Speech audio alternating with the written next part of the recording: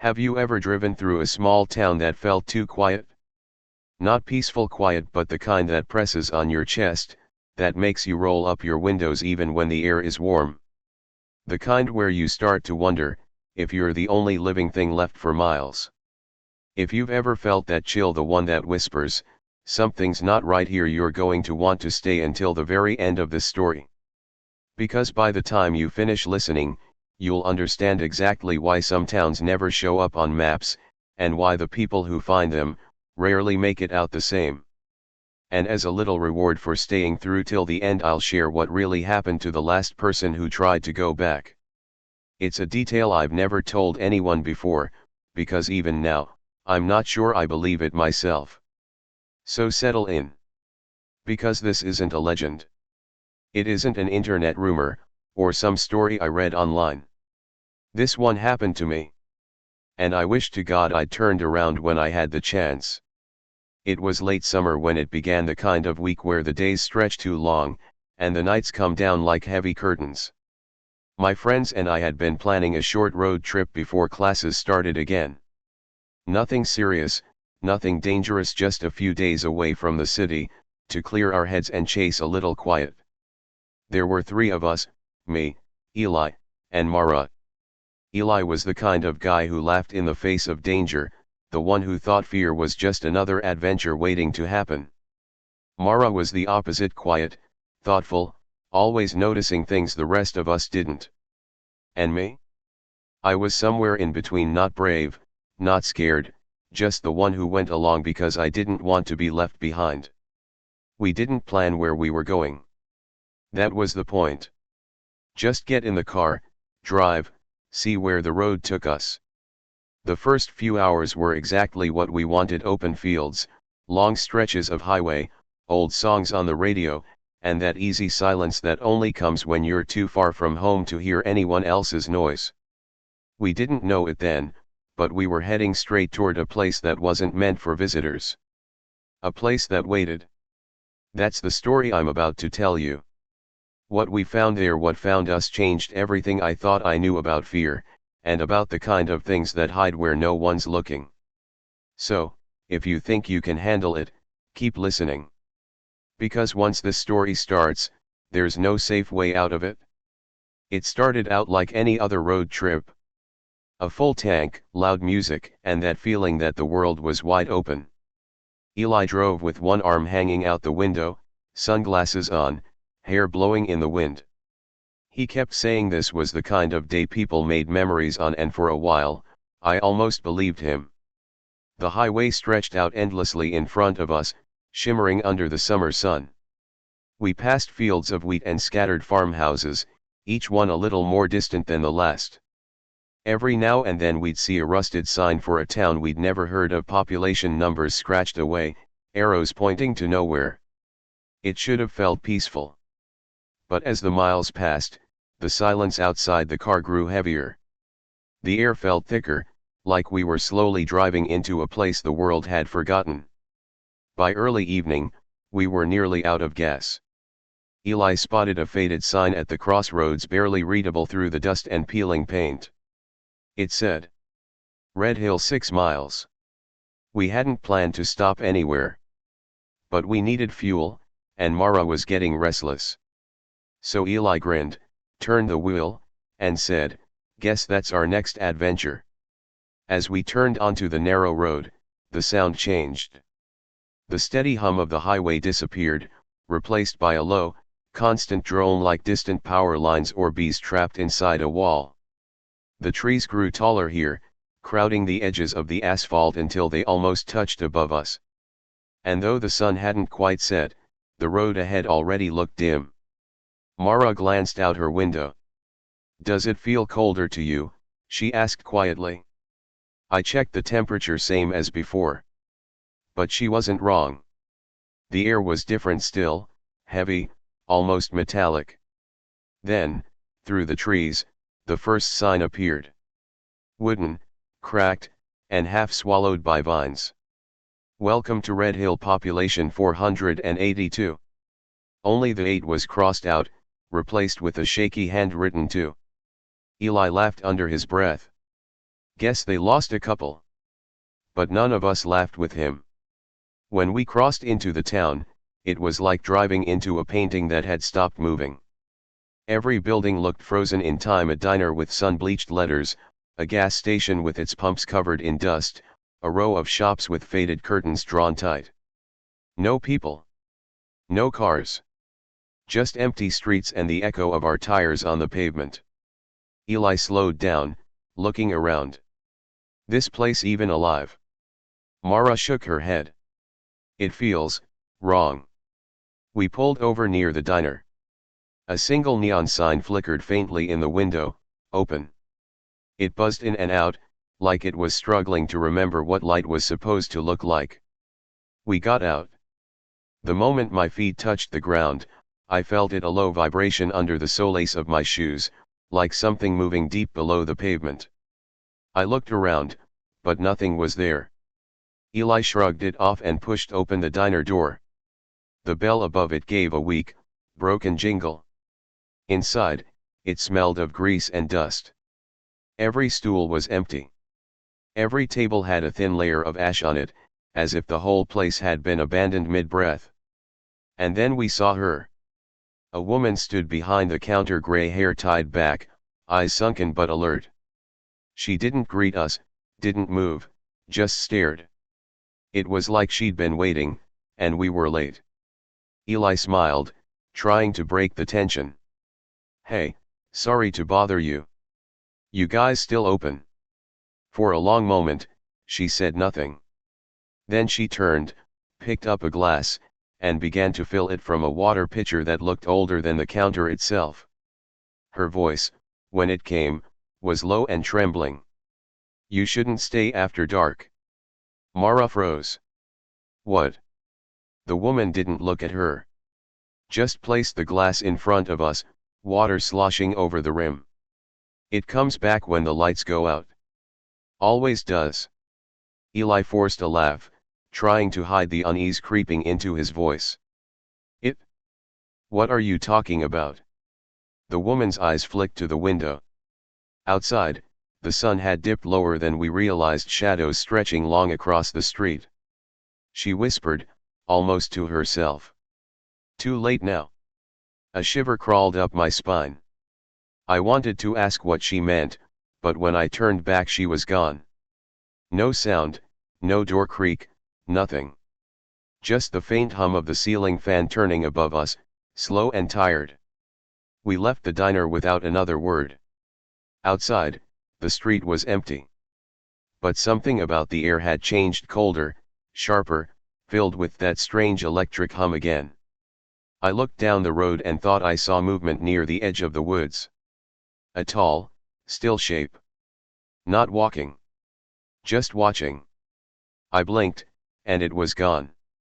We decided to find a motel for the night. We told ourselves it was safer than driving through the forest in the dark. But deep down, I think we all knew we'd already made our mistake the moment we saw that sign. That's where it started. That's where Red Hill began to remember us. The sun was gone by the time we found the motel. The sky behind us had turned the color of wet ash, pale, heavy, and still. We almost missed the building completely.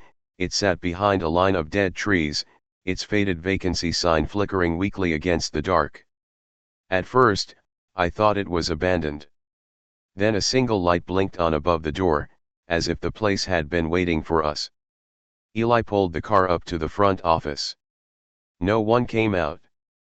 No sound, no movement, just the slow buzz of insects and the faint hum of that same low vibration we'd felt back at the diner deep under the ground, like the earth itself was breathing. We stepped inside. The air was thick with dust and the faint smell of damp carpet. A bell sat on the counter, but when Eli rang it, the sound felt swallowed by the silence around us. There was a small note taped to the desk.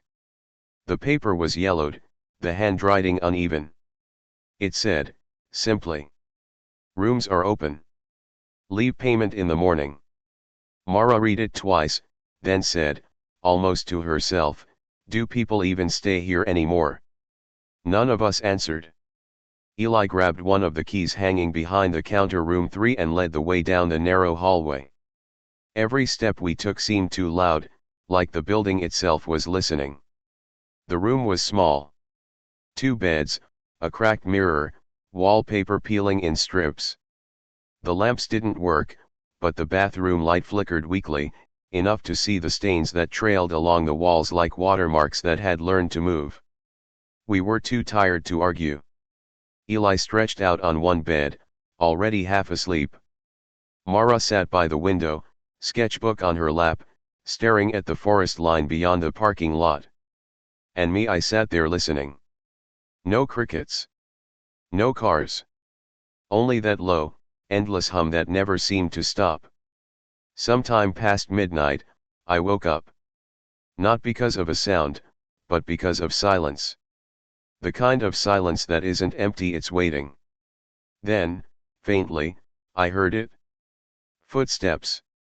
Slow, uneven, dragging through the gravel outside our door. I held my breath. The steps stopped. Something brushed against the window, soft, like fingertips tracing the glass. The air in the room grew colder.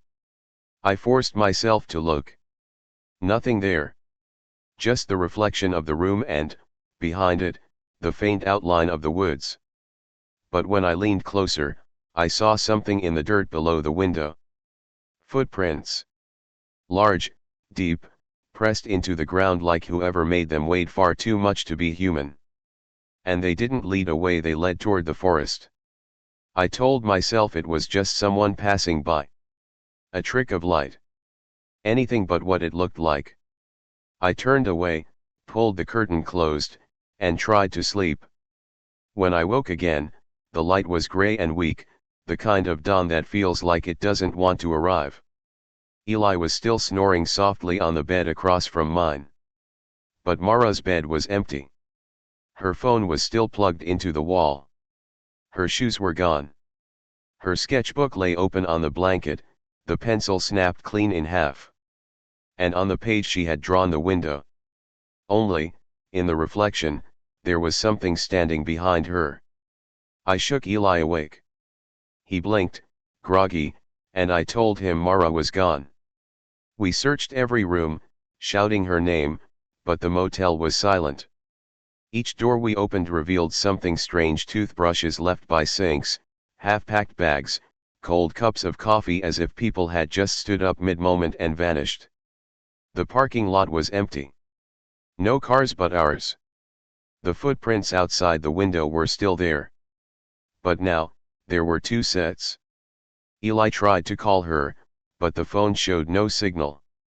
He climbed into the car, turned on the GPS, nothing. The screen flickered, glitched, then went black. I could feel it then. That same hum beneath us, stronger now, pulsing faintly through the soles of my shoes. It wasn't the ground breathing anymore. It was something listening. Eli said we should follow the footprints, that Mara might have wandered off into the trees. Everything in me wanted to say no, but I couldn't leave her out there alone. We packed our things, left the motel key on the counter, and stepped into the woods. The trees were silent. The path was narrow. And somewhere ahead, the footprints disappeared into the dark. That was the last moment I remember feeling sure of anything. The trees swallowed the road behind us. Within minutes, the motel was gone, replaced by a wall of branches that creaked softly, like bones shifting in the wind. The footprints guided us deeper, wide, uneven impressions pressed into the damp soil. Mara's prints followed beside them for a while, and then stopped, halfway between 2 trees, as if she'd simply vanished mid-step. Eli called her name again and again, but the woods didn't return the echo. Every sound we made seemed to die before it reached the air. The forest wasn't quiet, it was listening. There was something unnatural about that silence. You could feel it pressing in from all sides, like the trees themselves were leaning closer to hear what we'd say next. Even the light looked wrong, gray, dull, as if the sky above had forgotten what color was supposed to be. We kept walking. Hours, maybe. Time didn't feel real anymore. My phone said it was 7:14 a.m. for what felt like forever. Then Eli stopped. Ahead of us, between the trees, something glinted. Metal. We moved closer and found an old car. Rust had eaten through most of the body, the tires deflated, moss climbing over the doors like veins. The windows were smashed, the interior soaked through with rot. But inside, on the passenger seat, was a backpack. I opened it. There were clothes, a half-empty water bottle, and a driver's license. It wasn't Mara's. The photo showed a woman we'd never seen before, her face smiling, her name half faded by water damage. But what froze my blood wasn't her picture. It was the date on the license, 1996. Eli muttered something under his breath, stepped back, and nearly tripped over another shape buried in the brush. Another car. Then another. And another. 4 of them, scattered like bones left behind after a feast. Every one of them empty. Every one with doors open. Keys still in the ignition. It hit us then, this wasn't a road people got lost on. It was a road people didn't come back from. The air began to change, thicker, heavier. There was a smell now, faint but sharp, like rust and wet soil. And underneath that, something sweet. Rotten sweet.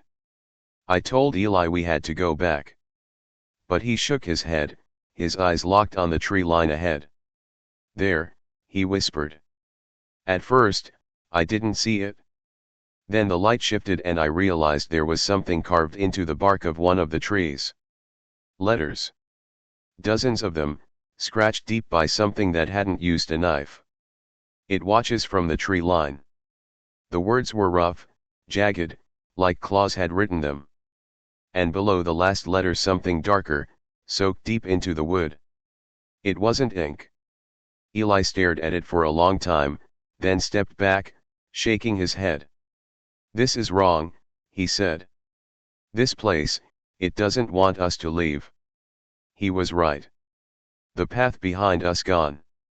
Where there had been footprints, there was only untouched soil now. No marks, no signs we'd ever walked this way.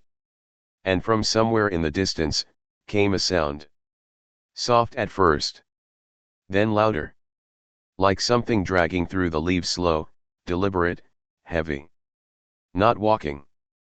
Pulling. We froze. The sound stopped. The forest seemed to hold its breath. Eli whispered my name. Before I could answer, something clicked from behind us, a sound sharp and cold, like branches snapping. We turned, but there was nothing there. Only trees. Then, from the corner of my eye, I saw movement. A shadow between the trunks, too tall, too thin, the shape bending in a way that wasn't right for anything human. It didn't move toward us. It just stood there. Watching. For a long time, no one spoke. Then Eli took a single step back and the thing moved too. Exactly one step forward. The air felt colder now, every breath scraping against my throat. We didn't wait. We ran. Branches tore at our clothes. The forest seemed endless, repeating itself, same trees, same turns, same faint smell of rust and decay. No matter how far we ran, the path never changed. And through it all, that low hum returned, deeper, louder than before. It wasn't under the ground anymore. It was behind us. Following. We burst through the trees and stumbled into a clearing. At the center stood a house, old, crooked, windows boarded shut, the door slightly open. Eli doubled over, gasping. We need to hide, he said. I wanted to argue, but when I looked back into the trees, the shape was closer now. Too close. So we ran for the house. The door creaked open with a sound that seemed to stretch forever. The air inside was still untouched, heavy with the scent of something long dead. We stepped inside. And the door closed behind us. The air inside that house felt thick. Every breath tasted like dust and metal, every sound muffled like it was being swallowed. We didn't speak for a long time. Even the floorboards seemed afraid to creak. The front room was empty, no furniture, no pictures, just walls covered in scratches. At first, I thought it was old wallpaper peeling away, but when I leaned closer, I realized each line was carved deliberately. Long vertical marks, overlapping, running from ceiling to floor. Hundreds of them. As if someone had been counting something. Eli whispered, "What is this place?" But I didn't answer. Because as I stared at those marks, I realized, some of them weren't old. The edges were clean. Fresh. And one of the lines had a faint trace of red at the tip. We moved further in. There was a long hallway leading to what must have been a kitchen once. A single chair sat in the middle of the floor, turned toward the window. On the counter beside it, there was a tape recorder. Eli pressed play. Static. A long, broken hiss. Then a voice, faint, trembling, almost a whisper. "If you hear this, you're not alone. Don't look outside. Don't answer the window. It knows when you do." It? The tape cut out. Just like that. The silence that followed was worse than the message. I turned to Eli and saw the color drain from his face. He was looking past me, toward the window. His mouth moved, but no sound came out. Slowly, I turned around. The curtain was drawn, but not all the way. There was a gap, a small one, just enough to see out. And in that gap, something was looking back. Not a person. Not an animal. Just eyes. Too many of them. Reflecting the faint gray light from outside, unblinking, fixed directly on us. For a second, the world felt like it stopped. The air froze. Every sound vanished. Then, in a single motion, Eli ripped the curtain closed. We both stumbled back, hearts pounding, the hum returning louder now, vibrating through the floorboards. Something was circling the house. You could feel it, the weight of it shifting just beyond the walls. Slow steps, dragging claws, breathing that wasn't human. I whispered, "What do we do?" Eli didn't answer. He was staring at the floor, his eyes wide. Because there were footprints forming there, dusty, human-shaped, appearing one by one as if someone invisible was walking right through the house. They stopped in front of him. He froze. I swear I saw the air bend just slightly, like something enormous had leaned close to his ear. Then Eli whispered one word. "Mara." And just like that, he bolted down the hallway. I screamed after him, but he didn't turn back. I chased him through the dark corridors, calling his name, until I found him standing in front of a closed door at the end of the hall. He was shaking. From behind the door came a sound, faint, muffled, but unmistakable. Crying. A woman's voice. He looked at me, eyes wide, trembling, and before I could stop him, he threw the door open. The room beyond was small. Bare walls, broken mirror, no windows. And standing in the middle of the room, was Mara. She turned slowly toward us. Her skin was pale, her hair damp, her clothes stained with mud. But it wasn't her face that froze me, it was her smile. Too wide. Too calm. As if she'd been waiting for us. Eli whispered her name again, took one step forward, and the door slammed shut between them. I grabbed the handle, pulled, but it wouldn't move. Eli was shouting her name, pounding on the wood, and from the other side, I could hear her voice, soft and distant. "You shouldn't have followed me." The lights flickered. The hum roared through the walls. And then silence. When the door finally opened, the room was empty. No Mara. No Eli. Just that same smell, rust and sweetness, thick in the air. I was alone. For a long moment, I didn't move. The world outside the house had gone completely still. No wind. No sound. Only the faintest whisper, almost gentle, slipping through the cracks of the floorboards. It's your turn now. I don't remember leaving the room. One moment I was staring at the empty floor where Eli had stood. And the next I was back in the main hallway. Hands trembling, chest tight, heart hammering so hard. I thought it might split open. The house felt different now. The air was colder. Heavier. As though the walls themselves had drawn closer. I tried to find the front door. But every hallway I turned down led somewhere new. The same staircase appeared on both sides. And the windows showed nothing but black. I called Eli's name once. The sound barely left my mouth before it was swallowed whole. Not echoed. Swallowed. And then, faintly, a whisper. Not from outside. From within the walls. Soft. Rhythmic. Almost like breathing. My pulse thudded in my ears. I pressed a hand against the wallpaper. The hum pulsed through it steady, almost alive. Each vibration seemed to match the beat of my own heart. And beneath it, a second rhythm. Slower. Deeper. Not mine. I backed away, turned a corner. And froze. There, at the end of the hall, was the same chair we'd seen in the kitchen. Only now, it wasn't empty. Someone was sitting in it. Their head tilted toward the window. Their body motionless. My throat went dry. It was Eli. Or it looked like Eli. Eli, I whispered. He didn't move. I stepped closer, one slow, careful step at a time. As I reached the doorway, he finally turned his head. The sound it made wasn't right. Not a neck turning. Something grinding, like wood twisting under strain. His eyes met mine. But there was nothing behind them. No recognition. No fear. Just emptiness. Then he smiled. The same smile Mara had. The same too wide curve. Like a crack spreading through glass. I stumbled back. He rose slowly from the chair. The floor groaning beneath his weight. Each step he took left a faint smear on the wood.